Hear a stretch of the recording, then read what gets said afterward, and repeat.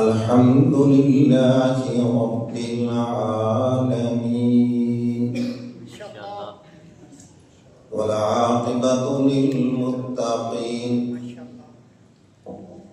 والصلاة والسلام على رسوله وعلى آله وأصحابه أجمعين.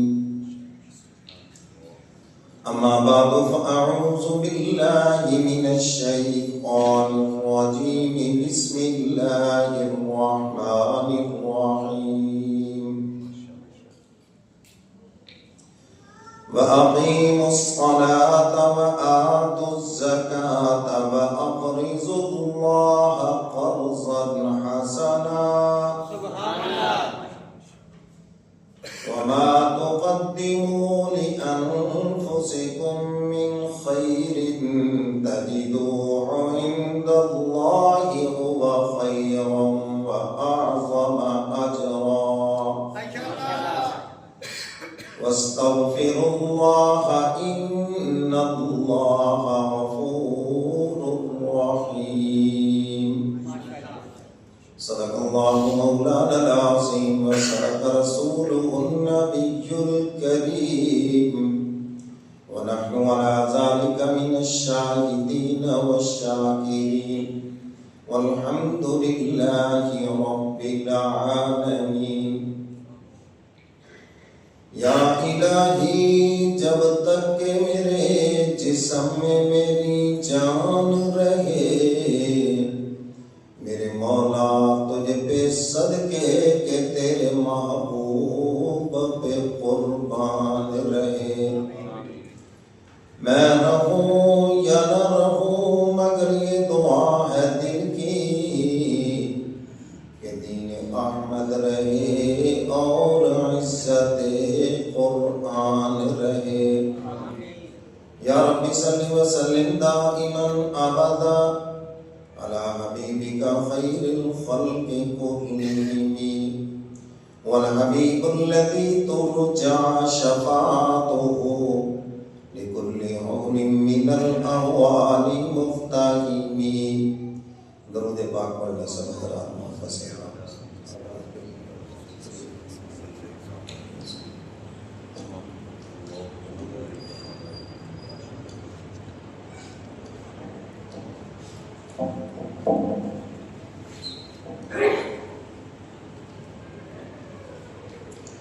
میرے واجب الاحترام معزز حاضرین، آپ حضرات کے سامنے 29واں پارہ سورہ مزمل کی آخری آیت کا تھوڑا سا حصہ تلاوت کیا ہے. دعا فرمائیں کہ حق تعالی مجھے شرح صدر کے ساتھ بیان کرنے کی اور ہم سب کو قرآن و سنت پہ عمل کی توفیق عطا فرمائے. آمین. اللہ تعالیٰ نے اس حصے میں نماز کا حکم دیا، زکوٰۃ کا حکم دیا ہے اور صدقہ خیرات کا حکم دیا، اور اس کے بعد فرمایا کہ جو کچھ بھی تم آگے بھیجو گے وہ تمہارے لیے بہت بہتر ہے اور اللہ کے ہاں اس کا تم خوب اجر پاؤ گے. اور اللہ تعالیٰ سے استغفار کرتے رہو، وہ بہت بڑا غفور الرحیم ہے، اپنے بندوں کو معاف کر کے خوش ہوتا ہے. دنیا میں لوگ انتقام لے کے خوش ہوتے ہیں نا، مگر حق تعالیٰ معاف کر کے خوش ہوتے ہیں. سزا دے کے خوش نہیں ہوتے، معاف کر کے خوش ہوتے ہیں. تو میرے محترم سامعین، زکوٰۃ جو ہے یہ اسلام کا 5 ارکان میں سے ایک رکن ہے، اور بہت سے لوگ یہ سمجھتے ہیں کہ شاید زکوٰۃ جو ہے یہ اختیاری مضمون ہے، جی چاہا تو دے دیں، نہ جی چاہا تو نہ صحیح. نہیں بھائی، اس کے اوپر بڑی سخت پکڑ ہے. پہلے تو یہ سب سے پہلے یہ ذہن نشین کر لیں کہ مسلمان کمانے میں کھانے پینے میں آزاد نہیں ہے، حضور علیہ السلام کے حکم کا پابند ہے. قیامت کے دن ہر بندے سے یہ سوال ہوگا، مال کہاں سے کمایا، سب سے سوال ہونا ہے۔ اور پھر اگلا سوال ہوگا خرچ کہاں پہ کیا ہے۔ تو ہم کمانے کے اندر بھی پابند ہیں اور اس کو رکھنے میں بھی پابند ہیں اور اس کو خرچ کرنے میں بھی پابند ہیں۔ کافر یہی تو کہتے تھے کہ ہمارے مال ہیں، ہماری مرضی ہے، جو مرضی کریں۔ صبح فجر کے درس میں نے پچھلے دنوں یہ بات بتائی تھی، قوم شعیب کی یہ بیماری تھی، ناپ توڑ میں کمی کرتے تھے، لوگوں سے پیسے پورے وصولتے اور اشیاء میں کمی کرتے۔ اللہ کے نبی نے روکا، باز نہ آئے، آگے سے باتیں کرنے لگے، اور یہ ہمارا مال ہے، ہماری محنت ہے، ہم نے کمایا، ہم جو مرضی کریں، آپ ہمیں کیوں منع کرتے ہیں؟ تو اللہ کے نبی نے سمجھایا، انہیں بات سمجھ نہ آئی، پھر خدا کا عذاب آیا، صفحہ ہستی سے مٹا دیے گئے۔ آج یہ بیماری ہمارے اندر بھی ہے۔ ہمیں ہمارے نبی نے جو حکم دیا ہے کہ جو چیز بھی پیمائش کر کے دو یا تول کے دو، تھوڑا سا جھکتا جھکتا تھوڑا سا زیادہ دو، اس میں تمہارے لیے تمہارے مال میں برکت ہے۔ یہ جو برکت والا رزق ہے نا، یہ انسان کو آ کر صحت مند بناتا ہے۔ یہ جو برکت والا رزق ہے، یہ تھوڑے رزق سے بڑی بڑی چیزیں آ جاتی ہیں۔ آپ سنتے ہیں نا جی، وہ جی فلاں مکان فلاں بندے کو مفت میں ہی مل گیا، بیچنے والے نے پھینک ہی دیا۔ اچھا بھی اتنے پھینکنے والے آپ کو کیوں نہیں ملا؟ اس کو کیوں ملا؟ سوال ہے۔ اس کے مال کے اندر برکت ہے، اللہ نے ایسی برکت ڈالی کہ تھوڑے سے پیسوں سے بڑی قیمتی چیز اس کو عطا کر دی۔ یہ ہے برکت والا رزق۔ آج چونکہ کثرت کی دنیا ہے، گنتی کی دنیا ہے، ہم برکت کے مفہوم اور مطلب کو بھی بھول گئے۔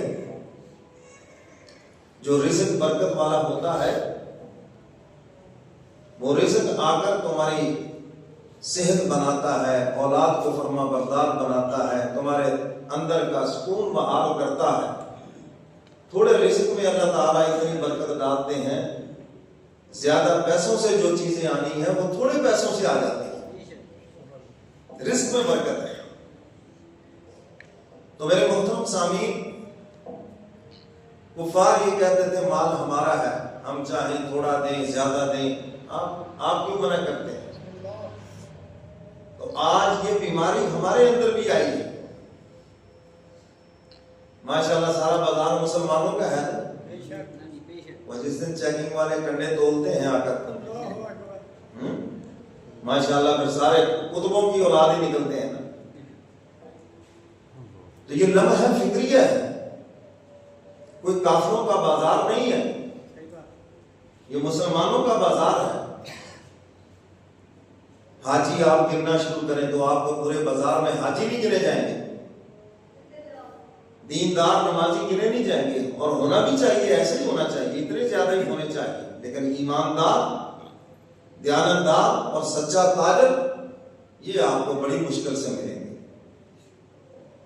شیطان نے ذہنوں میں بٹھا دیا بس دین مسجد ہے، نماز پڑھ لو، تسبیح پڑھ لو، قرآن کی تلاوت کر لو، جمعہ پڑھ لو، بس دین ہے، اور یہ جو بازار ہے یہ دنیا ہے، یہاں جو مرضی کرو، جو ٹھگیاں لگاؤ، جو تم سے ہوتا ہے کرو۔ اللہ کے نبی کیا فرماتے ہیں؟ فرمایا سچا اور دیانتدار تاجر قیامت کے دن اللہ اس کو نبیوں کی صفوں میں کھڑا فرمائے گا۔ کیا اعزاز ہے اس کا! کہاں انبیاء علیہ السلام، کہاں احتجاج! میرے دادا پیر حضرت مفتی محمد شفیع صاحب رحمۃ اللہ علیہ، جنہوں نے معارف القرآن لکھی ہے، دارالعلوم کی جامع مسجد میں جمعہ پڑھایا، اور جمعے کے بعد مسواکیں لے کر دروازے پہ کھڑے ہو گئے بیچنے کے لیے۔ اچھا میں یہ کام کروں تو میرا خیال ہے آپ اتنے فتوے لگائیں کہ شاید کو 10 کتابیں لکھی جائیں۔ لوگوں نے کہا حضرت یہ مسواکیں آپ بیچ رہے ہیں، مفتی اعظم پاکستان ہے، کیا ضرورت پڑ گئی ہمیں بتاتے، ہم حاضر ہیں۔ حضرت نے فرمایا فی الحال مسواکیں لے لو، پھر میں بتاؤں گا۔ جب ساری مسواکیں بیچوں گا حضرت بتائیں آپ۔ فرمایا حدیث مبارکہ میں ہے کہ سچا اور دیانتدار تاجر قیامت کے دن نبیوں کی صفوں میں کھڑا ہوگا۔ میں اس فضیلت کو حاصل کرنے کے لیے یہ مسواکیں بیچ رہا ہوں۔ باقی اللہ کے ہاں یہ نہیں ہے کہ یہ تاجر بڑا ہے یہ چھوٹا ہے، اللہ کے ہاں یہ نہیں ہے یہ بڑی دکان والا ہے تو یہی تاجر ہے، مل والا تھا، اس کے ہاں سب برابر ہے، کوئی چھوٹا تاجر ہے یا بڑا تاجر ہے، جو بھی سچا ہے دیانتدار ہے، یعنی سچ بولتا ہے، دیانتدار ہے، جو اس نے سیمپل دکھایا وہی مال دیا اس نے، جھوٹ نہیں بولتا، سچ بولتا ہے، تو فرمایا ایسے تاجر کو اللہ رب العزت قیامت کے دن نبیوں کی صفوں میں کھڑا فرمائیں گے۔ کتنے بڑے اعزاز کی بات ہے۔ تو میرے محترم سامعین، یہ جو تجارت ہے یہ بھی ایک مقبول عبادت ہے اگر اس کو اسلام کے طریقے کے اوپر کیا جائے۔ تجارت بھی ایک عبادت ہے اگر اس کو اسلام کے طریقے پہ کیا جائے۔ بہت سے نمازیں پڑھنے والے، روزے رکھنے والے، صدقہ خیرات کرنے والے پیچھے رہ جائیں گے اور سچے اور دیانتدار تاجر ان سے بہت آگے نکل جائیں گے۔ جن کو تم دنیا سمجھ رہے تھے وہی ان کی بخشش کا ذریعہ بن جائے۔ تو میرے محترم سامعین، کتنے ممالک ایسے ہیں جہاں پر حضرات صحابہ کرام نے تجارت کی ہے، کوئی وہاں پہ تبلیغ نہیں کی، صرف تجارت کی ہے، اور لوگ ان کی تجارت دیکھ کے مسلمان ہو گئے۔ یار یہ لوگ کون لوگ ہیں جو اتنے سچے ہیں، کون لوگ ہیں جو اتنے کھرے ہیں، اور پھر سودا صرف لے جاؤ، پسند نہ آئے کوئی کٹوتی نہیں کرتے، واپس کر لیتے ہیں۔ اور یہ تو ہمارے نبی کا حکم ہے، فرمایا جو مال بکنے کے بعد واپس آ جائے نا، خوش دلی سے اس کو رکھ لو، اس میں تمہارے لیے بڑی برکت ہے، وہ انشاءاللہ تمہارا مہنگا بکے گا، اور بہت سا جو تمہارا مال پہلے روکا ہوا ہے بس اس کے ساتھ لگنے کی دیر ہے، جو ان کو بھی ساتھ لے جائے گا، تجربہ کر لیں۔ اور ہمارے ہاں کیا لکھا ہوتا ہے، خریدا ہوا مال واپس نہیں ہوگا، ہوتا ہے یہ اتنے پرسنٹ کٹوتی ہوگی، یہ مسلمان کی شان ہے، سیب دیتا ہے اس کو؟ نبی کا کلمہ پڑھنے والا اور نبی کے حکم کے خلاف کر رہا ہے۔ حضور فرماتے ہیں وہ مال برکت والا ہے جو واپس آ گیا، اب یہ پہلے سے زیادہ برکت سے بکے گا، اور جو رکاوٹ ہے دکان میں اس برکت والے مال کی وجہ سے وہ بھی نکل جائے گی۔ ہم سمجھتے ہیں بھائی یہ اب نہیں واپس ہو گیا جی، بس ہے، یہ ہے میری اور آپ کی عقل کی سوچ، اور اس طرف ہے نبی کا فرمان۔ ہمیں اپنی عقل کے مطابق نہیں کرنا چاہیے، ہمیں وہ کرنا چاہیے جو ہمیں ہمارا نبی حکم دے رہا۔ تو یہ بات سمجھ آ گئی؟ کیونکہ آپ زیادہ تر تاجر حضرات ہیں، آج چونکہ زکوٰۃ کے چند مسئلے ہی بس عرض کروں گا، طبیعت بھی تھوڑی سی ناساز ہے، انشاءاللہ آپ حضرات دعا فرمائیں گے، اللہ فضل فرمائیں گے۔ تو میرے محترم سامعین، سب سے پہلے یہ ہے کہ زکوٰۃ، صاحب زکوٰۃ کون ہے؟ کون آدمی جو زکوٰۃ دے گا؟ جس کے پاس 52.5 تولہ چاندی ہو، یا جس کی ملکیت سونا ہو، یا اتنے پیسے ہوں، تو وہ صاحب نصاب ہے، وہ زکوٰۃ دے گا، زکوٰۃ لے گا نہیں۔ اب 52.5 تولہ چاندی جو ہے 52 تولے، یہ اس کے ریٹ مختلف ہیں۔ اس سال جو ہماری گورنمنٹ نے یعنی 2026 میں چونکہ ریکارڈنگ ہو رہی ہے، ہو سکتا ہے وہ 5 سال کے بعد سنے اور وہ کہے جی دیکھو جی مولوی صاحب نے بتایا تھا اتنا، تو اس لیے میں نے یہ ساتھ بتا دیا کہ یہ 2026 ہے، اور گورنمنٹ نے جو نصاب کی تعیین کی ہے وہ 5 لاکھ اور کچھ ہزار ہیں اوپر، چلیے آپ 6 لاکھ کر لیں، تاکہ سارا کچھ ہی بیچ میں آ جائے. تو 6 لاکھ روپے جس بندے کے پاس اپنی ضرورت کے علاوہ ہو اس کے اوپر زکوٰۃ فرض ہے. اب اپنی ضرورت کے علاوہ کیا چیز ہے؟ مثلا سونا ہے. اب کسی کے پاس اگر 1 تولہ سونا ہے تو اس پر بھی زکوٰۃ ہے. وہ 7.5 تولے والا مسئلہ میں بتاتا ہی نہیں کیونکہ یہاں ہے ہی نہیں وہ. اب اس لیے اس کی وضاحت میں لوگ الجھ جاتے ہیں کہ 7.5 تولے سے نیچے زکوٰۃ ہی نہیں ہے. اور نہیں بابا، جب آپ کے پاس 6 لاکھ روپے ہو گیا سونا اور چاندی ملا کر یا سونا اور پیسے ملا کر یا سونا اور دیگر چیزیں ملا کر، مہنگے موبائل ملا کر 6 لاکھ آپ کے پاس ہو گیا تو آپ پہ زکوٰۃ فرض ہے. بات سمجھ آ گئی؟ آپ حیران ہو گئے یہ کیا بات ہو گئی؟ سمجھ گئے بات کہ نہیں؟ تو آپ پر زکوٰۃ فرض ہے اور زکوٰۃ لے. اب یہ تو وہ بندہ ہو گیا جس پہ زکوٰۃ فرض ہے.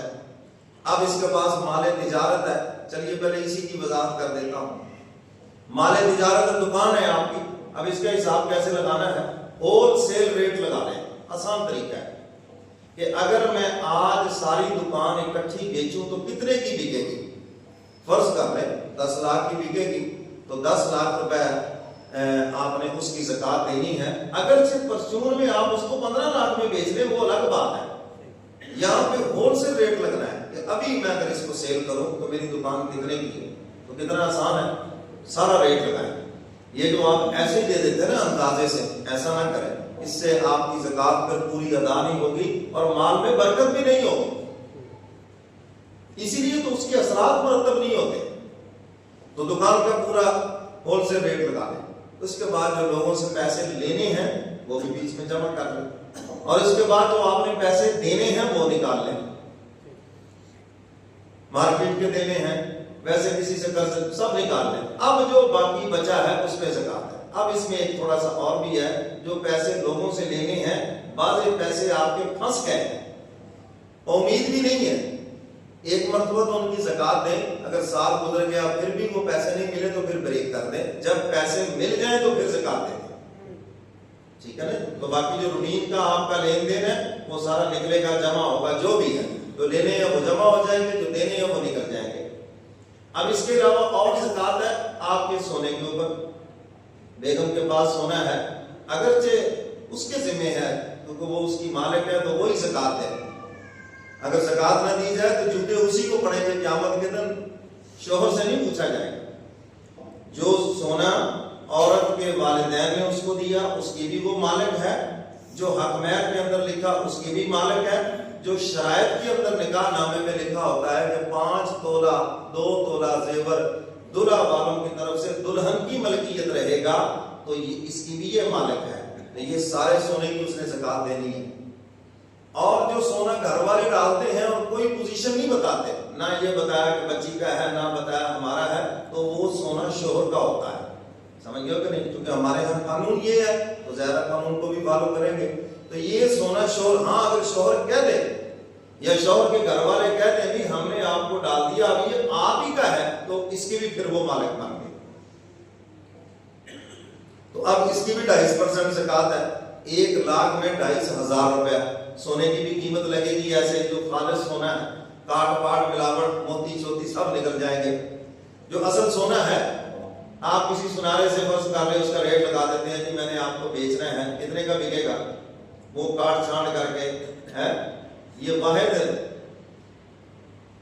تاجر ہیں جو نہ واپسی پہ گھبراتے ہیں نہ لینے پہ گھبراتے ہیں.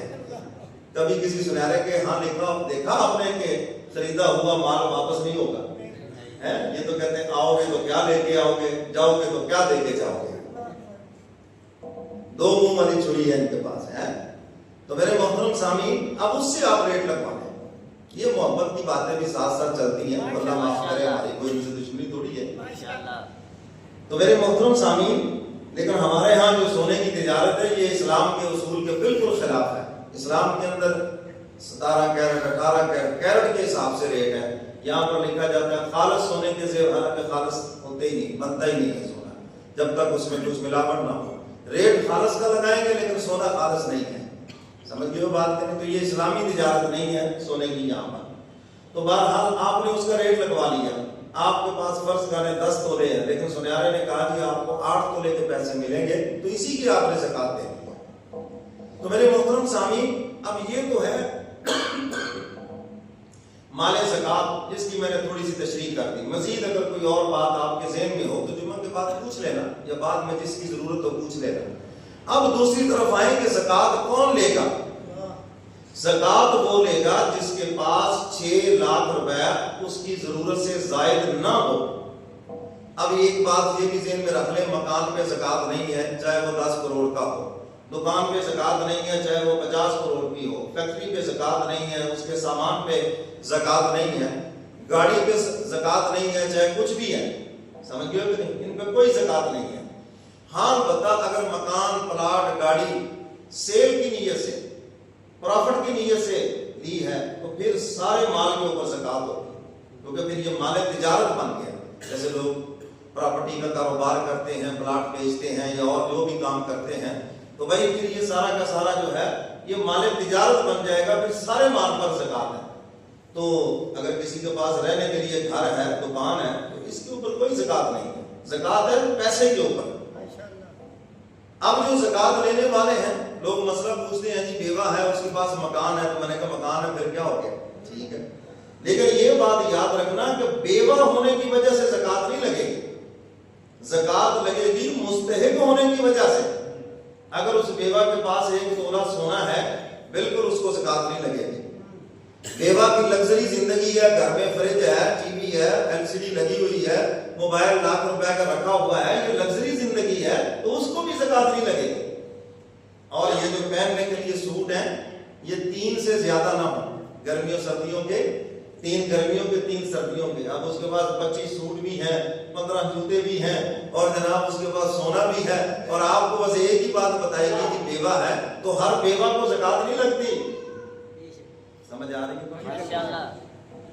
تو میرے محترم سامعین، یہ مجھے پچھلے دنوں ایک صاحب بتا رہے تھے، یہ جو آج کل پیکٹ بن رہے ہیں، چلو اچھی بات ہے، لوگوں کا بھلا ہو رہا ہے، راشن کے پیکٹ تقسیم ہو رہے ہیں۔ انہوں نے مسئلہ پوچھا کہ جی لوگ ہمیں واپس آدھی قیمت پہ بیچ دیتے ہیں، وہ لے لیں یا اس کے بدلے وہ لگژری چیزیں مانگتے ہیں، جی یہ شیمپو دے دیں، جی وہ فلاں کمپنی کا اچھا صابن کا جو ہم بھی گھر میں استعمال نہیں کرتے، جن کو آپ زکات دے رہے ہیں، وہ آ کے وہ مانگتے ہیں۔ تو بھائی میں آپ حضرات سے یہی گزارش کروں گا، ان پیکٹوں کے چکر میں نہ پڑیں۔ مستحق لوگ کبھی آپ سے مانگنے کے لیے نہیں آئیں گے، یاد رکھنا۔ اور یہ جو جتنے بھی لائنیں لگی ہوئی ہیں، گھروں کے باہر گھیڑے نکال رہے ہیں، عورتیں ہیں، یہ زیادہ تر پیشہ ور ہے، زیادہ تر، شاید اللہ ماشاءاللہ کوئی ہزاروں میں کوئی ایک آدھا مستحق ہو۔ اور جب آپ کو پتا ہے کہ یہ مستحق نہیں ہے اور یہ گناہ کر رہے ہیں، جرم کر رہے ہیں جو مانگ رہے ہیں، تو اس جرم میں آپ کیوں شامل ہوتے ہیں ان کو پیسے دے کر؟ آپ ان کے گناہ میں کیوں معاونت کر رہے ہیں؟ تو میرے محترم سامعین، اللہ نے آپ کو پیسے دیے ہیں، ڈیوٹی بھی آپ کی ہے کہ مستحق تلاش کریں اور اس تک پہنچائیں۔ حضرت تھانوی رحمۃ اللہ علیہ کے مرید نے کہا حضرت یہ زکات کے پیسے لے لیں اور جو کوئی غریب ملے اس کو دے دینا۔ فرمایا لا حول ولا قوت، اللہ نے دیے تجھے ہیں، ڈیوٹی بھی تیری ہے، مستحق ڈھونڈ اور پھر ان کو جا کے دے۔ تو اس لیے میں کہا کرتا ہوں زکات 3 حصوں میں کر لیں۔ ایک حصہ دے دیں آپ اپنے رشتہ داروں میں، ان کا حق ہے آپ پر، جو غریب رشتہ دار ہیں جو بھی ہیں ان کو زکات دیں۔ ایک حصہ اپنے محلے میں غریب دیکھ لیں اگر آپ کو کوئی نظر آ جائے، اور ایک حصہ آپ دینی مدارس کو دیں، کیونکہ یہ مدارس کے طلباء مستحق ہی مستحق ہیں۔ یہ سارے ہمارے طالب علم بیٹھے ہیں، جس کی مرضی تلاشی لے لیں، 6000 تو دور کی بات ہے، شاید بیچاروں کی جیب سے 600 بھی نہ نکلے۔ سمجھ آ گئی یہ بات کہ نہیں؟ تو اس لیے یہ مدارس کے طلباء سب سے زیادہ مستحق، اور یہ صدقہ جاریہ بھی ہے آپ کے لیے، جب تک یہ قرآن پڑھتے رہیں گے، پڑھاتے رہیں گے، چلتا رہے گا سلسلہ، قبروں میں بھی آپ کو اس کا ثواب پہنچتا رہے گا۔ میں یہاں ممبر پہ جو بیان کر رہا ہوں، اس کا ثواب مجھے، میرے والدین کو، میرے اساتذہ کو، میرے پیر و مرشد کو، اور مدرسے کے ان معاونین کو بھی برابر کا ثواب ملے گا۔ جب ہم قرآن پڑھتے تھے، جن لوگوں نے اس وقت زکات دی، عشر دیا، صدقہ خیرات دیا، ہم نے وہ پیسے کھا کر قرآن پڑھا، تو آج ایک ایک لفظ کا ان کو ثواب پہنچ رہا ہے، زندہ ہے تب بھی پہنچ رہا ہے، اگر وہ قبروں میں لیٹے ہوئے ہیں تو ایک ایک لفظ کا ان کو ثواب پہنچ رہا ہے۔ تو یہ آپ کے لیے صدقہ جاریہ ہے۔ تو میرے محترم سامعین، اندازے سے زکوٰۃ نہ دیں، پورا حساب کر کے دیں، ایک دن متعین کریں۔ بعضوں نے رمضان کا دن متعین کیا، بعضوں نے کوئی اور، جو آپ کی مرضی ہے، سال میں ایک دن متعین کر لیں، اس دن حساب کریں، جو پاس ہے آپ کے، جو لینا ہے وہ بھی شامل کر لیں، جو دینا ہے وہ نکال دیں، اس کی زکوٰۃ کا حساب کر کے دے دیں، ساری اکٹھی نہ دیں لیکن حساب کر کے فائنل کر لیں کہ اتنے میں نے دے دیے، باقی میں نے قسطوں میں دینے ہیں، اب اس کے بعد اگلے دن جو پیسے آ جائیں سو آ جائیں۔ ایک مرتبہ مال پہ سال گزرنا ضروری ہے، بس پہلی مرتبہ، اس کے بعد سارے مال پہ سال گزرنا ضروری نہیں ہے۔ آپ نے یکم رمضان کا حساب رکھا، یکم رمضان سے پہلے یعنی ایک دن پہلے اگر 50 لاکھ آپ کے پاس آیا ہے تو اس کی بھی پوری کی پوری زکوٰۃ دینی ہے آپ نے، سمجھ گئے ہو بات کہ نہیں؟ تو جب آپ نے زکوٰۃ کا حساب کر کے زکوٰۃ دے دی، اگلے دن 50 آ جائے اس میں اب کوئی زکوٰۃ نہیں، وہ سال کے بعد جا کر آئے گا۔ تو جس دن آپ نے زکوٰۃ دینی ہے، جتنے پیسے آپ کے پاس موجود ہیں، چاہے سال سے موجود ہیں، چاہے 6 مہینے سے موجود ہیں، چاہے 6 گھنٹے سے موجود ہیں، چاہے ایک دن پہلے سے موجود ہیں، سارے کے سارے پیسوں کی آپ نے زکوٰۃ دینی ہے۔ یہ بات سمجھ آ گئی؟ تو آسان طریقہ یہ ہے، ہمارا بھی یہ مدرسے کا جو سسٹم ہے کہ آپ ماہانہ لگوا لیں زکوٰۃ اور سال کے بعد حساب کر لیں، جب حساب کریں گے تو یہ بیچ میں سے نکال دینا اور سارا سال آپ کے مال میں برکت ہوتی رہے گی۔ جی، مدرسے کے ساتھ تعاون بھی چلتا رہے گا، طلباء پڑھ رہے ہیں، اس کا اجر بھی آپ کو ملتا رہے گا اور تھوڑی تھوڑی زکوٰۃ بھی ادا ہوتی رہے گی، اور آخر میں اکٹھا دینا بھی آپ کے لیے آسان ہو جائے گا۔ صاحب کو روپے کو تھوڑی سی رہ جائے گی تو آسانی ہو جائے گی۔ درمیان میں تو کسی غریب بچی کی شادی کا معاملہ ہے، ان کو پیسے دے دیں، کوئی اور بیوہ، کوئی مستحق، کوئی آپ کے محلے کا غریب، ان کو دے دیں اور ڈائری میں لکھ لیں میں نے اتنے ادھر دی، اور سال کے آخر میں حساب کر لیں۔ جس دن آپ نے زکوٰۃ کا حساب کرنا ہے کہ اتنی میں دے چکا ہوں، وہ آپ اندر سے نکال دیں، اگر کوئی باقی بچا ہے تو دے دیں، اور اگر کوئی 4 آنے زیادہ دے دیے گئے تو خدا کا شکر ادا کریں۔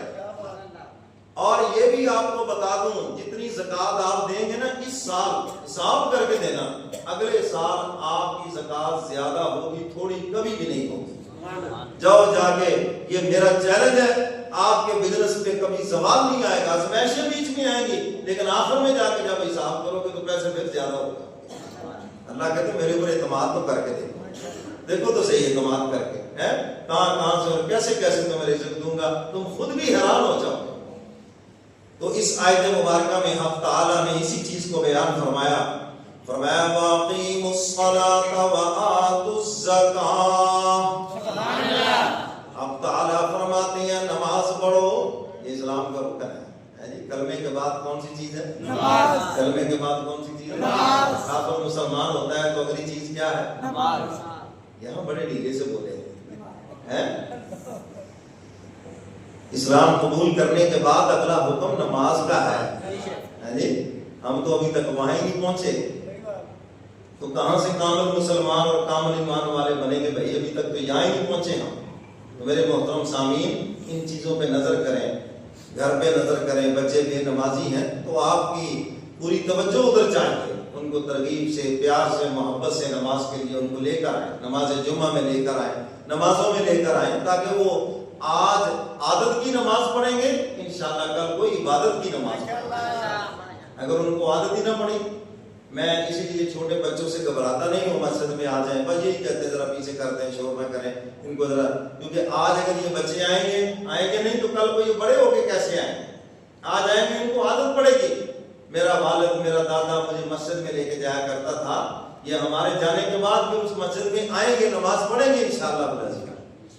فرمایا وَأَقِیمُوا الصَّلَاةَ وَآتُوا الزَّکَاةَ وَأَقْرِضُوا اللَّهَ قَرْضًا حَسَنًا۔ حق تعالیٰ فرماتے ہیں نماز پڑھو، زکوٰۃ ادا کرو، یہ میں نے فرض کی ہے تمہارے اوپر، اور فرمایا زکوٰۃ کے بعد آگے بھی سنو، وَأَقْرِضُوا اللَّهَ قَرْضًا حَسَنًا، اور اللہ کو قرضہ حسنہ بھی دو۔ زکوٰۃ تو فرض ہے نا، لیکن فرمایا جو آگے نفلی عبادات ہے یہ سارا کا سارا اللہ کہتے ہیں میرے لیے قرضہ حسنہ ہے۔ یہ اللہ تعالی ہم سب کو حرمین شریفین لے جائے، مکہ مکرمہ میں اب تو اس کی بڑی برانچیں بن گئی، البیک ہے جی. کبھی جو حضرات گئے ان سے پوچھ لیں کہ وہاں پہ لائن 1-1 کلومیٹر تک لگی ہوئی ہوتی ہے لینے کے لیے، تو لگتا ہے ایسے جیسے مفت بانٹ رہے ہیں. کبھی ذرا قریب سے غور کرنا، جب آپ سے وہ پیسے کاٹیں گے تو 2 ریال ایک گلے میں بھی پھینکیں گے ساتھ. پہلے وہ 1 ریال پھینکتے تھے تو ملازموں نے کہا کہ کاروبار میں کچھ مندہ شروع ہو گیا ہے. ہمارے یہاں ہوتا تو کہتے جی کوک تبدیل کرے گی، فلاں کر لیں گی، یہ جناب مسالے تبدیل کر لیں گے. اس نے کہا اچھا مندہ ہو گیا، یہ پہلے کتنے ریال ہونے کا؟ 1 ریال گلے میں. انہوں نے کہا آج سے 2 ریال شروع کر دو. تو دیکھو وہ بہار لگی ساری دنیا جانتی ہے. ہو سکتا ہے، میں نہیں کہتا ہے اس سے بھی زیادہ ٹیسٹی چیزیں اور ہوں پاکستان میں اور ملکوں میں، وہاں پر بھی ہوں، لیکن رش وہاں پہ لگا ہوا ہے. آپ بندے ہو کر بندے کا حق نہیں رکھتے، وہ پروردگار ہو کے بندے کا حق کیسے رکھے گا؟ ذرا اس کی ذات میں بھروسہ تو کرو نا تھوڑا سا. ہمارا بھروسہ ہے اپنی عقل پر، ہمارا بھروسہ ہے اپنی ٹھگیوں کے اوپر، اپنی چلاکیوں کے اوپر، اپنی دکان پر، اپنے بزنس پر. ذرا خدا کی ذات میں بھروسہ نہ کرو ایک منٹ. تو میں آپ سے کہوں گا ہر دن آپ صدقہ کریں جتنی اللہ آپ کو توفیق دے. زکات تو دینی ہے، جو جن کے ذمہ عشر ہے عشر دینا انہوں نے. ایک دن ایک صاحب آگے جی آلووں نے تو بیڑا غرق کر دیا. میں نے کہا عشر دیتے تھے؟ بات یہ کوئی اللہ دے راج ماڑا موٹا دے ہی دیتا سی. میں نے کہا بس پھر وہ جو ماڑا تھا نا اب وہ موٹا ہو گیا. میں نے کہا جب تم عشر نہیں دیتے تو خدا سے زیادہ سیانے تو نہیں ہونا تم. وہ جس طرح دینا جانتا ہے پھر لینا بھی جانتا ہے، دھچکا لگاتا ہے. اور یہ بات یاد رکھنا، زکات دینے والا یا جس کے ذمہ عشر دینے والا، کبھی بھی اللہ اس کو زیرو نہیں کریں گے بلکہ اس کے مال میں برکت ہی عطا فرمائے. ہاں سمجھ آئے گی، آگ لگ سکتی ہے، چوری ہو سکتی ہے، ڈکیتی ہو سکتی ہے، سارا کچھ ساتھ ہے، ہو سکتا ہے، یہ نہیں ہے کہ نہیں ہوگا، لیکن اللہ اس کو بالکل زیرو نہیں کریں گے، کہیں اور سے اتنا عطا کریں گے کہ پھر اس کو وہیں پہ لے آئیں گے. اللہ کہتے میری حفاظت میں ہے، میں اس کے مال میں برکت ڈال رہا ہوں، میں بڑھا رہا ہوں، دنیا میں 10 گنا اور آخرت میں 70 گنا میں بڑھا رہا ہوں. حضرت موسیٰ علیہ السلام تشریف لے جا رہے تھے، دیکھا ایک صاحب، کیونکہ یہ بڑی لاڈلی قوم تھی، موسیٰ کلیم اللہ سے ہم کلام ایک لمحے میں ہو جاتے تھے. تو ایک نے کہا اللہ کے نبی آپ اللہ سے دعا کریں، جو مجھے اللہ نے رزق دینا ہے نا وہ اکٹھا ہی دے دیں، یہ جو تھوڑا تھوڑا ملتا ہے نا اکٹھا ہی دے دیں. ہمارے یہاں بھی ایسے بڑے نمونے ہیں، راتوں رات ہی ہم امیر ہو جائیں. یہ سب چیزیں سٹیپ بائی سٹیپ ہیں. عمر کے کس حصے میں رزق ملنا ہے، کس حصے میں کیا آپ کو چیز ملنی ہے، کس عمر میں اولاد ملنی ہے، کس عمر میں کیا، یہ سارا ایک طے شدہ امر ہے. یا ہزاروں مجمع بیٹھا کون ہے جو اپنی مرضی سے غریب ہوا ہے؟ ایک بھی نہیں. اس کا مطلب یہ ہے کہ ہے نا کوئی ذات جس نے کسی کو غریب رکھا، کسی کو امیر رکھا، کسی کو متوسط رکھا ہے. خواجہ عزیز الحسن میسور رحمۃ اللہ علیہ کیا کہتے ہیں، نہ ہجر اچھا نہ وصال اچھا، بس یار جس حال میں رکھے وہ حال اچھا ہے. وہ جس حال میں رکھے اس کا شکر ادا کرو. تو اس نے کہا اللہ کے پیغمبر آپ دعا فرما دیں اللہ میاں نے جتنا مجھے رزق دینا ہے اکٹھا ہی دے دے. دینا تو ہے ہی. دعا کر دی. اب تعالیٰ نے فرمایا موسیٰ کلیم اس سے پوچھو کیا ہماری تقسیم پہ اعتماد نہیں ہے؟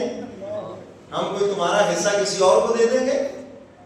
فرمایا وَمَا مِن دَابَّةٍ فِي الْأَرْضِ إِلَّا عَلَى اللَّهِ رِزْقُهَا وَيَعْلَمُ مُسْتَقَرَّهَا وَمُسْتَوْدَعَهَا كُلٌّ فِي كِتَابٍ مُبِينٍ.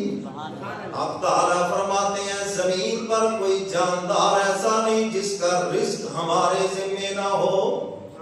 فرمایا ہم تمہارے عارضی ایڈریس کو بھی جانتے ہیں اور ہم تمہارے مستقل ایڈریس کو بھی جانتے ہیں، اور یہ سب طے شدہ ہے.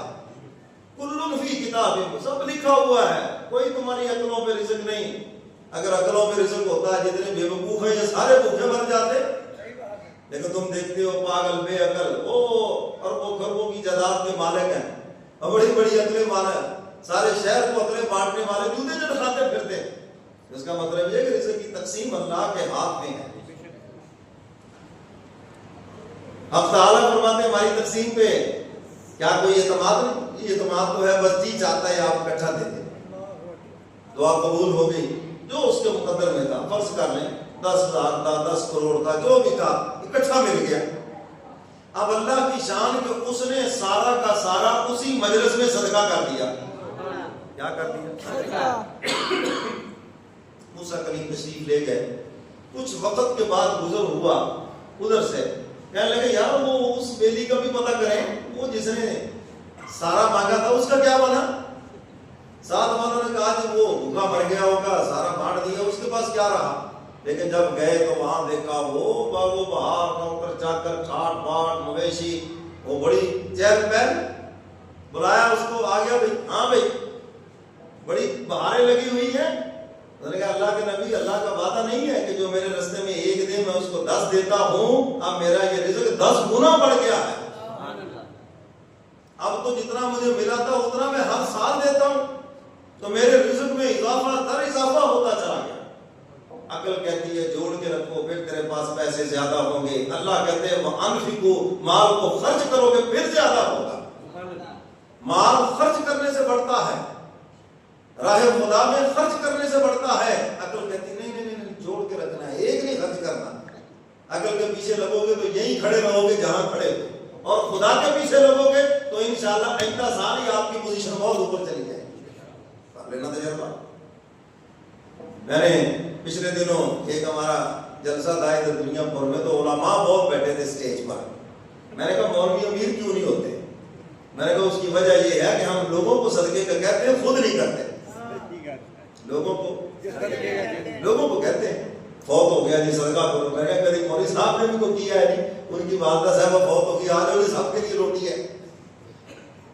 آپ یہ سارا مجمع بیٹھا کوئی بتا دے ہاتھ کھڑا کر کے فلاں مولوی صاحب کی فوت کی انہوں نے روٹی کھلائی ہے، ابھی سوال ہی پیدا نہیں ہوتا. اور یہ ہوا ہے کہ آپ کی جناب کوئی 10 مولوی کھا گئے ہوں، 100 مولوی کھا گئے، تو آپ کے مال میں برکت پڑے گی. میں نے کہا اس لیے تو تمہارے مال میں برکت نہیں ہے، تم بھی صدقہ کرنے لگو تمہارے مال میں برکت ہوگی. تو میرے محترم سامعین یہ قانون سب کے لیے ہے. اما عائشہ صدیقہ رضی اللہ تعالیٰ عنہ فرماتی ہیں حضور علیہ السلام سارا سال صدقہ کرتے تھے، لیکن فرماتی تھی رمضان کے مہینے میں حضور کی سخاوت انتہا کو پہنچتی تھی. میرے محترم سامعین، اور جو لوگ زکوٰۃ نہیں دیتے، یہ بات رہ نہ جائے اس لیے میں پہلے اس کو عرض کر کے پھر آتا ہوں اس طرف. قرآن کریم نے ان کا بھی بیان کیا ہے، اور میں جو لوگ زکوٰۃ نہیں دیتے ہیں جی ان کے متعلق بھی فرمایا زکوٰۃ فرض ہے، سونے چاندی ہے، مال ہے، پیسہ ہے، زکوٰۃ نہیں دیتے. قرآن کیا کہتا ہے؟ فرمایا والذین یکنزون الذهب والفضة ولا ينفقونها فی سبیل اللہ.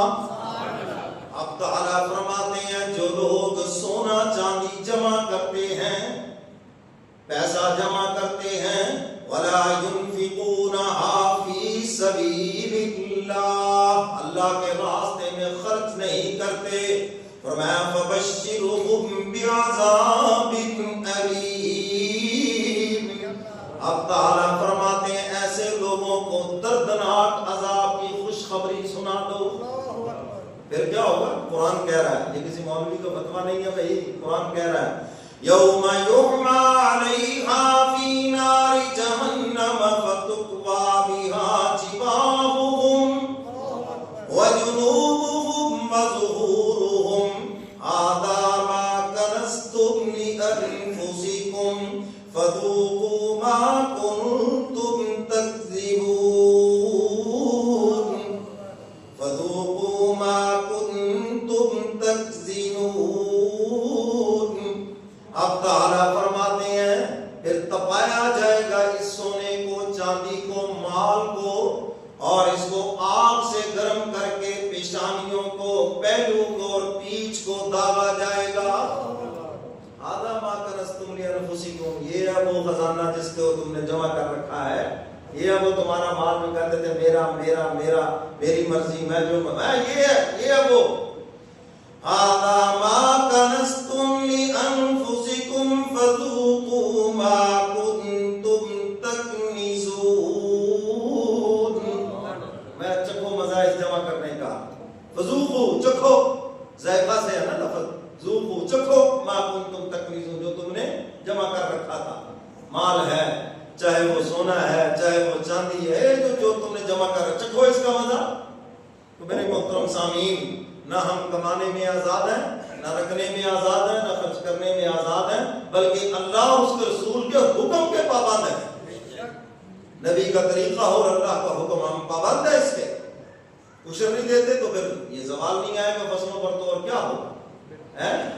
اور اسی طرح ڈنڈی مارتے ہیں عشر کے اندر، تھوڑا بہت دے دیا بس، اللہ اللہ خیر صلی اللہ۔ عشر کا سیدھا سیدھا صاحب، ہماری جتنی زمینیں ہیں 1 لاکھ کے اوپر 5000 روپے عشر ہے، سیدھا سیدھا صاحب، بس بالکل آسان طریقے سے آپ کو سمجھا رہا ہوں۔ جو فصل نکلتی ہے اس کی قیمت لگا دیں، اور 1 لاکھ پر آپ نے 5000 روپے اس کا دینا ہے، خرچے نکال کر نہیں، بغیر خرچے کے۔ خرچوں کی وجہ سے تو عشر آدھا ہو، عشر 10 کو کہتے ہیں۔ اگر خرچے نہ ہو زمین پر، آسمانی پانی سے سیراب ہوتی ہو زمین، کوئی خاص سپرے کا خرچہ نہ ہو، پھر لاکھ مگر 10,000 ہے۔ یہ عشر آدھا ہوا ہی اس لیے ہے کہ زمینوں کے اخراجات ہیں، ٹھیکہ ہے، اور اس کے اوپر خاص سپرے یہ چیزیں لگی ہیں، اس لیے عشر آتا ہے۔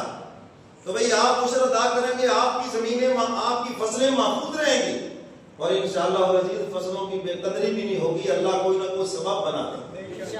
سمجھیں، آپ کی نظریں چونکہ بارڈر پہ لگی ہوئی ہیں، مخلوق پہ لگی ہوئی ہیں، اللہ فرماتے ہیں میری طرف لگتی تو میں یہ حال ہونے نہ دیتا۔ نظر جو خدا سے ہٹ گئی ہے، نظر لگی ہوئی ہے اسباب کے اوپر، نظر لگی ہوئی ہے چیزوں پر، اور سب بارڈر کھل جاتا ہے، پھر بارے نیارے سے۔ تو میں نے کہا اللہ کہاں چلا گیا پھر؟ اللہ کی ذات پہ بھروسہ کرو۔ تو بھائی جو ذمہ دار ہیں پورا عشر دیں، خدا کی ذات، زمین سے جو بھی نکلے اس کے اوپر آپ 5% جو عشر ہے فوری دیں، سمجھ گئے کہ نہیں؟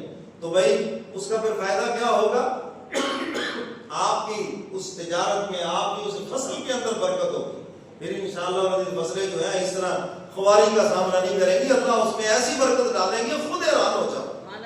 تو مال تجارت ہے، آپ اس کی زکات دیں، اور حق تعالیٰ فرماتے ہیں یہ جو تم نے دیا ہے نا، یہ صدقہ خیرات بھی کر رہے ہو، ہم تمہارا دیا ہوا کہا تھوڑی جائیں گے، ہم دگنا چگنا کر کے تمہیں واپس کریں گے۔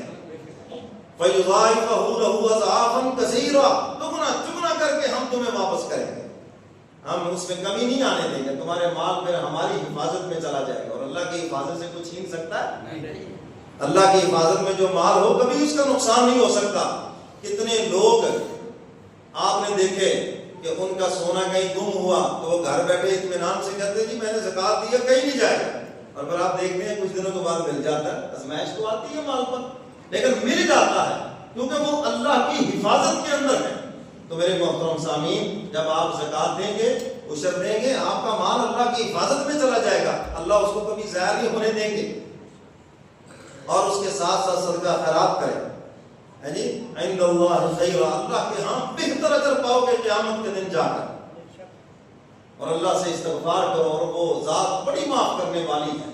حضور علیہ الصلوۃ والسلام اس قدر سخی تھے، حضرات صحابہ کرام فرماتے ہیں ساری زندگی حضور کی زبان پہ ہم نے انکار دیکھا ہی نہیں، کبھی دیکھا ہی نہیں، حتیٰ کہ حضور کے پاس دینے کے لیے کچھ نہ ہوتا، کوئی ضرورت مند آ جاتا، کوئی مستحق آ جاتا، مکہ سے ہجرت کر کے مدینہ منورہ آ جاتا، لٹا پھٹا آ جاتا، تو حضور علیہ الصلوۃ والسلام قرض لے کر اس کی ضرورت پوری کرتے تھے۔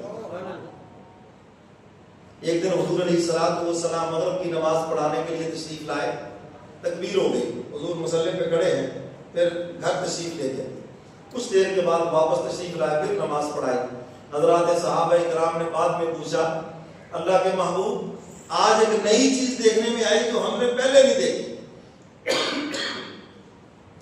حضور علیہ الصلوۃ والسلام نے ارشاد فرمایا میں جب مصلی پہ کھڑا ہو گیا، نماز پڑھنے لگا تو مجھے یاد آ گیا میرے گھر میں 7 دینار پڑے ہیں، میں نے کہا یہ مناسب نہیں کہ میرے گھر میں یہ 7 دینار اتنی دولت پڑی ہو اور میں خدا کے دربار کے اندر کھڑا ہو جاؤں۔ میں نے جا کے پہلے ان کو صدقہ کیا ہے، پھر آ کر نماز پڑھائی۔ حضور نے خود اتنا دیا ہے اور ہمیں حکم دیا 2.5% ہی دے دو، تم سمجھ گئے ہو بات کریں، خود اتنا صدقہ کیا۔ اور ایک دن ایک چادر حضور کی خدمت میں آئی، وہ کلرفل چادر تھی، تو حضور علیہ الصلوۃ والسلام نے اس چادر کو اوڑا تو اتنے خوبصورت لگے، سبحان اللہ۔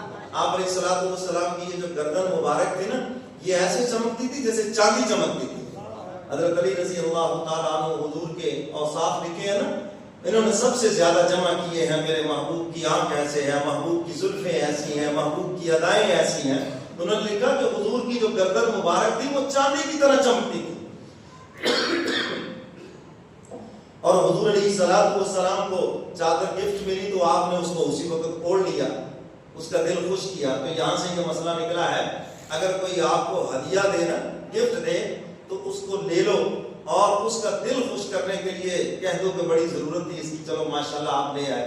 ہم تو دل توڑ دیتے ہیں، کی لوڑ سی چوری صاحب کہتے ہی نہیں کہتے تو لے بھی تھلو پھڑ بھی نہیں، کوئی یہی لوڑ سی یہ تکلف تھی ہے.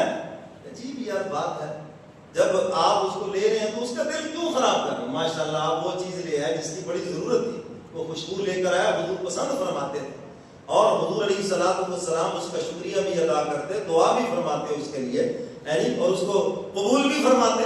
تو بھئی جب آپ لے بھی رہے ہیں تو اس غریب کا دل کیوں توڑ رہے ہو؟ میرے دادا کوئی حضرت مفتی محمد شفیع صاحب رحمۃ اللہ علیہ، حضرت کا ایک خادم تھا، تو حضرت کے لیے وہ 2-3 کاغذ، دستے سے نا 2-3 کاغذ پہلے لکھتے تھے، وہ لا کر حضرت کی خدمت میں ہدیہ پیش کرتا کہ حضرت غریب آدمی ہوں قبول فرما لیں.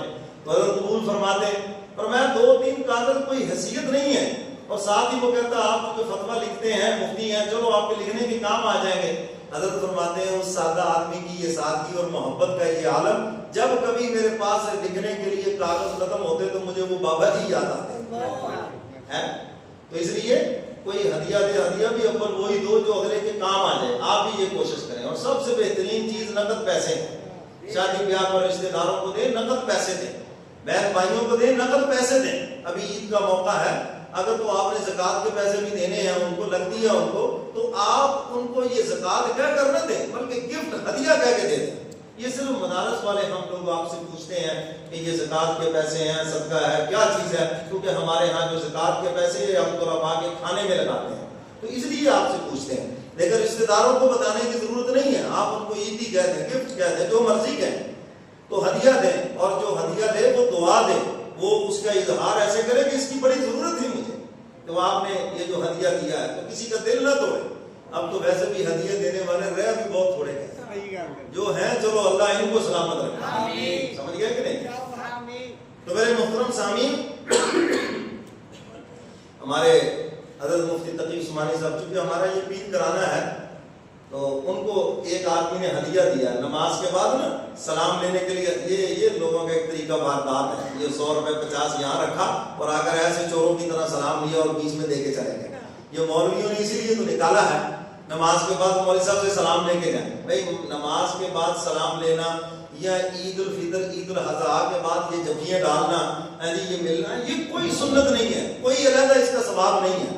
یہ صرف مولویوں نے نکالا ہے نذرانہ اکٹھا کرنے کے لیے اور عید اکٹھی کرنے کے لیے. یہ عید کے موقع پہ عید کے بعد یہ جبیاں ڈال کے ملے، کوئی سنت نہیں ہے، یہ صرف عید اکٹھی کرنے کے لیے. میں نے تو ایک عید پہ اعلان کیا تھا، اگر تو عید دینی ہے جی بسم اللہ، اہلا وسہلا مرحبا، اور اگر لینا دینا کچھ نہیں، خالی میری پسلیوں پر رگڑا لگانا ہے تو میری طرف سے ساری عمر کا سلام ہے. مجھے سمجھ آ رہی ہے؟ یہ کوئی مسئلہ نہیں ہے، اپنا ہی من کرتا مسئلہ نکالا ہوا ہے. دیہاتوں میں ہم دیکھتے ہیں لوگ سنتے پڑھ کے بیٹھے، مولوی صاحب فارغ ہو جائیں، ہے جی سلام لے کے جانا ہے. کیا لے؟ سلام لے کے نہیں جانا، مولوی صاحب کو کچھ دے کے جانا ہے. سمجھ گئے کہ وہ بیچ میں. تو حضرت کو بھی ایسے کسی نے 100 روپے ہدیہ دیا، یوں حضرت نے کہا بھی یہ کیا ہے؟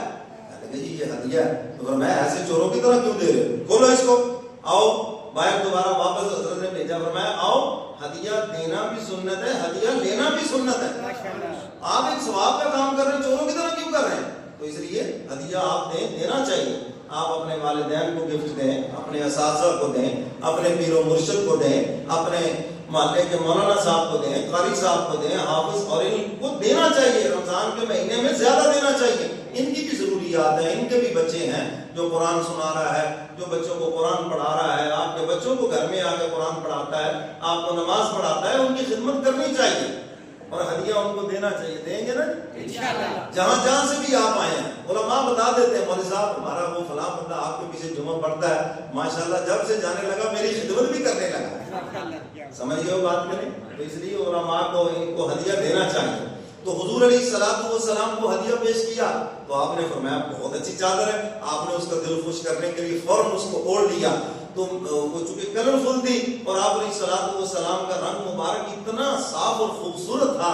تو ایک صحابی نے کہا یا رسول اللہ آج تو حد سے زیادہ پیارے لگ رہے ہیں. تو حضور علیہ الصلوۃ والسلام سے پھر ایک نے کہا یا رسول اللہ یہ چادر بڑی پیاری لگ رہی ہے. حضور نے اسی وقت اتاری فرمایا چلو تم یہ گفٹ قبول کرو. میرے محترم سامعین میں اس سے یہ بھی مسئلہ عرض کرتا ہوں, جس طرح سوال کرنا حرام ہے نا, سمجھ گئے کہ نہیں, سوال کرنا اس بندے کے لیے جس کے پاس 6 لاکھ روپے جس مالیت کی چیزیں ہوں گھر میں, فریج ٹی وی, وہ بندہ سوال نہیں کر سکتا, اس کے لیے حرام ہے. اسی طرح عام لوگوں کے لیے بھی سوال کرنا حرام ہے. زبان سے کرنا, آنکھوں سے کرنا, بعض زبان سے نہیں کرتے, دیکھتے ہی ایسی للچائی نظروں سے ہے. اگر آپ خود ہی کہتے اللہ جو چور صاحب ہے آپ کو لگتا بہت ہی اچھی لگی ہے, یا زبان سے اتنی بے جا کر کیا بات ہے کتوں نہیں یہ دوبارہ تو لگ سکتی ہے, یہ ساری باتیں کیا بتا رہی کہ ہم تجھے میں نہیں دے دیتی. تو بھائی یہ زبان کا سوال ہے, استغنا اپنے اندر پیدا کرو. کیوں لوگوں کی جیبوں پہ نظر کرتے ہو, لوگوں کی چیزوں پہ نظر, خدا کے خزانوں پہ نظر کرو. خدا کے خزانوں پہ نظر کرو اور اس کے خزانوں میں کوئی فنا نہیں, کوئی کمی نہیں ہے. میرے اور آپ کے مانگنے میں کمی ہے, خدا کے دینے میں کوئی بھی کمی نہیں. حضور علیہ الصلوۃ والسلام سخی, اللہ فرماتے سب سے بڑا سخی میں ہوں اور پھر میرا محبوب سخی ہے, اور میں دھرتی کے اوپر جو بھی سخی ہوگا اللہ فرماتے میں اس کو اپنے قریب کر دوں گا. فرمایا وہ میری رحمت کے بھی قریب ہے. فرمایا جو سخی ہے اور جو بخیل ہے اللہ فرماتے میں اس کو اپنے سے دور کر دیتا ہوں, میری مخلوق سے بھی بہت دور ہے. تو حضور علیہ الصلوۃ والسلام اس قدر سخی ہے. حضور کا لقب رؤوف بھی ہے, حضور کا لقب رحیم بھی ہے, جبار بھی ہے, جس کا معنی خزانے لٹانے والا. میرا کملی والا پیغمبر اتنے خزانے لٹانے والا, جو آیا حضور نے خزانہ عطا کر. ایک دیہاتی ہے یا رسول اللہ اسلام قبول کرنا چاہتا ہوں کیا دو گے؟ حضور علیہ الصلوۃ والسلام نے فرمایا یہ جو سامنے 6000 بکریاں کھڑی ہے نا یہ ساری کی ساری لے جاؤ. اتنے کی بکری ہے آج دودھ دینے والی. چلو اوسط اگر آپ اس کو 50,000 بھی لگا لیں تو 6000 بکریاں کتنے کی بنی, اندازہ لگا لیں. اب وہ جا کے لوگوں کو کیا دعوت دیتا تھا, کیا کہتا تھا, کہتا ہے اسلام قبول کر لو, حضور اتنا دیں گے پھر کوئی کام کرنے کی بھی ضرورت نہیں رہے گی. اتنے بڑے سخی ہیں, میں نے بڑے بڑے سخی دیکھے لیکن حضور سے بڑا میں نے کوئی سخی نہیں دیکھا. حضرت ابو ہریرہ آئے, یا رسول اللہ میرا حافظہ بڑا کمزور ہے, آپ دعا فرما دیں. حضور علیہ الصلوۃ والسلام نے صرف حافظہ نہیں حافظے کا خزانہ عطا کر دیا. عبد الرحمن بن عوف آئے, یا رسول اللہ اولاد اور مال کی برکت کے لیے دعا کر دیں. مال کی برکت کا تو یہ عالم ہو گیا, ان کے شام تک اونٹوں کی قطاریں لگ گئی, ان کا سودا سلم لینے کے لیے جا رہے ہیں آ رہے ہیں. اور اولاد کی برکت کا یہ عالم ہو گیا 100 سے اوپر بچے اللہ نے دنیا کے اندر دکھا دیے. وہ طواف کرتے تھے نا مطاف میں, اس وقت چھوٹی جگہ ہوتی تھی, جب ان کی اولاد ساری آ جاتی تھی تو اور وہ بندہ اندر آ ہی نہیں سکتا تھا.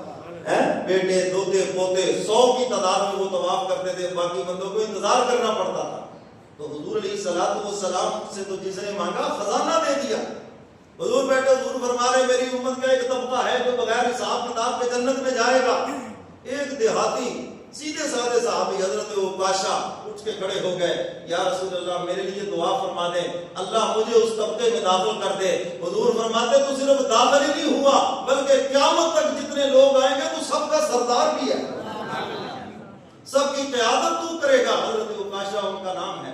بغیر حساب کتاب کے جو طبقہ جنت میں جائے گا, اور یہ قیامت تک لوگ آتے رہیں گے. تو ماں باپ کے لیے جب بھی دعا کرے یہی کریں جن کے ماں باپ فوت ہو گئے, یا اللہ میرے ماں باپ کو اس طبقے میں داخل کر دے جس کو تو نے بغیر حساب کتاب کے جنت میں داخل کر دیا. یہ دعا کیا کرے ان سے, اپنے لیے وہ دعا کر. لکڑی کیا مشکل ہے, اس کے خزانے میں کون سی کمی ہے, اس کی جنت میں کون سی کمی ہے. ساری مخلوق جنت میں چلی جائے گی, جنت پھر آدھی پڑی ہوگی, اور جنت کہے گی مولا مجھ سے وعدہ کیا ہے بھرنے کا بھرو مجھے, نام دنیا میں مجھ سے وعدہ تھا. تو حق تعالیٰ جن کو دنیا میں اولاد نہیں ملی تھی ان کو درجنوں کے حساب سے اولاد عطا فرمائیں گے. جنت میں پیدا ہوگی حوروں سے, اور جنت میں ہی ہمیشہ باغ بہار میں آنکھوں کے سامنے اولاد رہے گی. جن کی اولادیں نلائق کی جہنم میں چلے گی اللہ ان کو اولادیں عطا فرمائیں گے. پھر جنت کہے کہ ابھی نہیں بھری ہو. تو حق تعالیٰ پھر ایک مخلوق علیحدہ سے پیدا فرمائیں گے، تب جا کے جنت کہے گی ہاں مولا اب میں بھر گئی ہوں، اب وعدہ مکمل ہوا۔ تو میرے محترم سامعین، اللہ سخی ہیں، سخیوں کو پسند کرتے ہیں۔ اللہ فرماتے میرا محبوب بھی سخی ہے، کہہ دو سبحان اللہ، اور کہنے والے نے